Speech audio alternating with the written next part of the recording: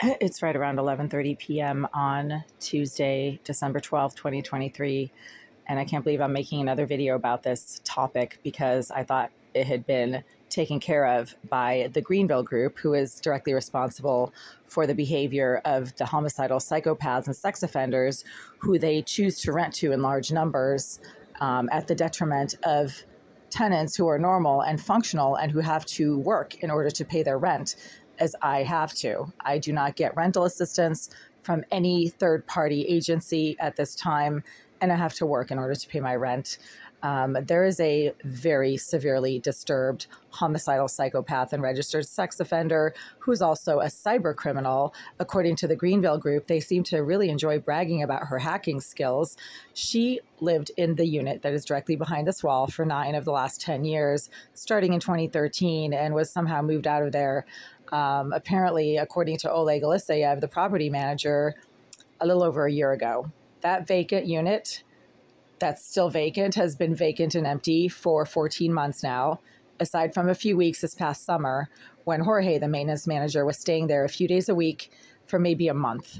It has been vacant, completely vacant ever since.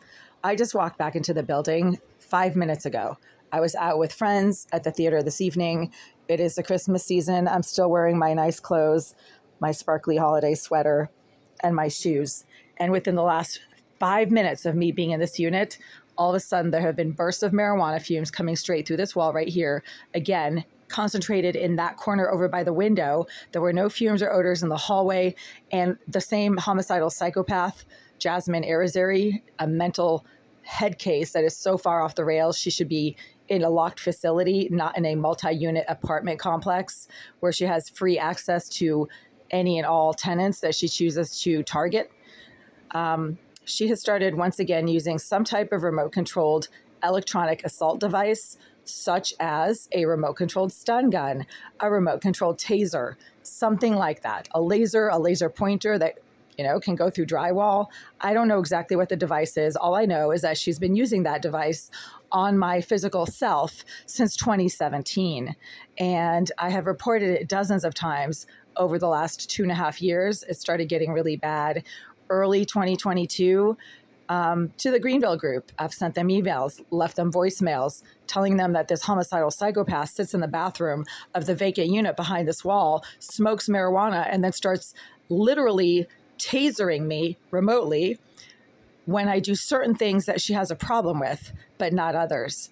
And she started doing this when I was in the shower earlier this evening, getting ready to go out. She started literally using the stun gun device. And it hadn't happened in weeks because apparently the Greenville group maybe did step in and do something about her illegal and highly dangerous use of some type of remote-controlled stun gun device. But now it has started again as of this evening. I also mentioned it a couple nights ago in a video when I got home pretty late, and all of a sudden she started stun gunning me when I was taking off my clothes. It's happening again. She's a mentally disturbed, completely off the rails, homicidal psychopath. That's according to the Boston Police Department. That's not me coming up with that. She's also a registered sex offender, according to the Massachusetts Sex Offender Registry. And right now, this entire corner is filling with marijuana fumes, but I'm also getting literally zapped as I'm standing here documenting this. It feels literally like you're tasering, like you're being tasered. And for those retards out there who are watching this video and don't think that remote-controlled stun gun devices exist, are you fucking kidding me? Remote controls have been around since the late 1890s, you idiots. And stun guns are simple electronic devices. So if you can have a remote control for a TV or for anything, you can certainly have a remote control for a stun gun. You pathetic morons. Look it up. You can buy them on self-defense websites, retards. So don't stop showing you're stupid when you say that it's not possible for remote controlled stun gun devices to exist, and maybe do a little research before you start gaslighting people who actually know more about these things than you do. So this is happening now. I'm going to have to call the Greenville group. Hello, you've reached the Greenville Real Estate Group. Our office hours are from 9 to 5, Monday through Friday. Our office is currently closed. If this is an emergency, please press 1. Otherwise, press 2 to leave a voicemail for the front office. After the tone, please leave a detailed message with your name and number, so we may get back to you when we return. Hi there. It's right around 11:40 p.m. on Tuesday, December 12th, 2023. I'm calling from Unit 89 to report that your homicidal psychopath and registered sex offender, who you have also informed me is a cybercriminal named Jasmine Arizari, has once again resumed using some type of remote-controlled stun gun device on me while I have been in my unit, and just for a few minutes.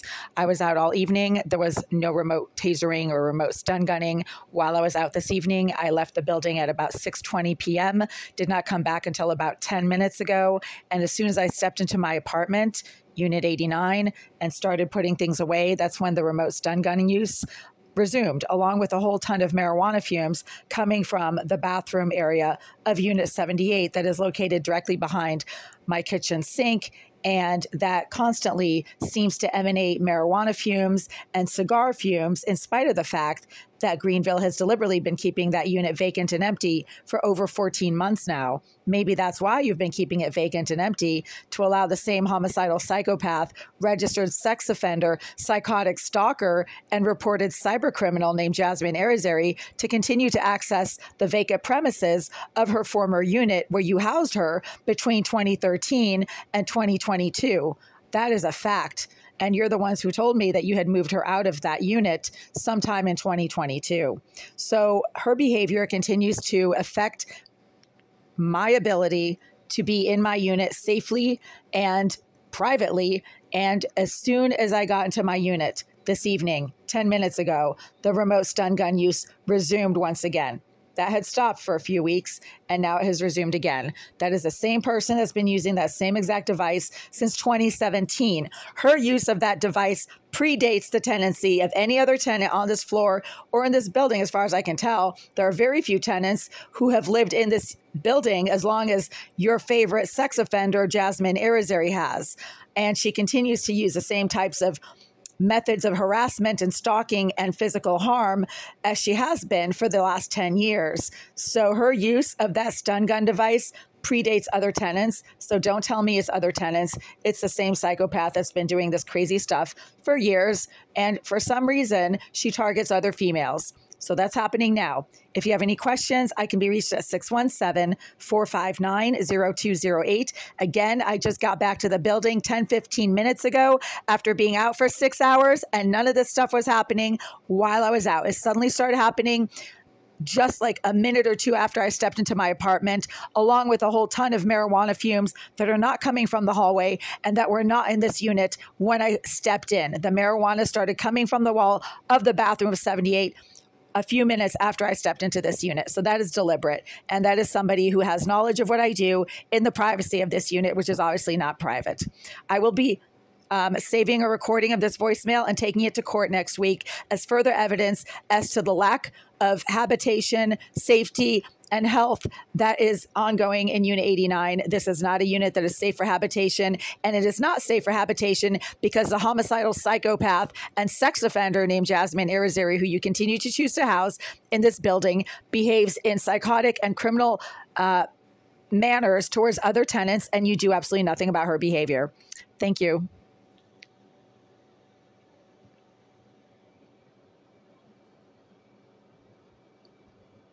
Is that call still ongoing? Okay, it's not. Yeah. So this whole stun gun, remote controlled stun gun situation started happening at the end of 2017, and it continues to happen. And I'm pretty sure that Oleg Aliseyev, the property manager for this building complex, is close personal friends with Ms. Arizari. I mean, he's the one who repeatedly bragged to me about her cybercrime abilities and how she can, quote, hack into anything. She is so talented. She can get into anything. Mr. Aliseyev, Mr. Aliseyev is from a third world country. He's from, I believe, Russia. So they do things differently over there. And over there, using surveillance devices in people's living spaces and, tasering them or lasering them when you can see them doing certain things in their unit but not others. That might be common practice over in Russia, but it's not common practice here, and it's not legal. So this keeps happening. It is a health and safety issue. It is a breach of habitation as well. I am unable to be in my unit right now as I need to, and as I need to safely, because I keep getting literally zapped by some type of device that is being used at close range through that wall right there, where there are now marijuana fumes coming through that wall. And the marijuana fumes only started happening when I walked into this unit. They were not in here before that. I walked in, everything smelled fine.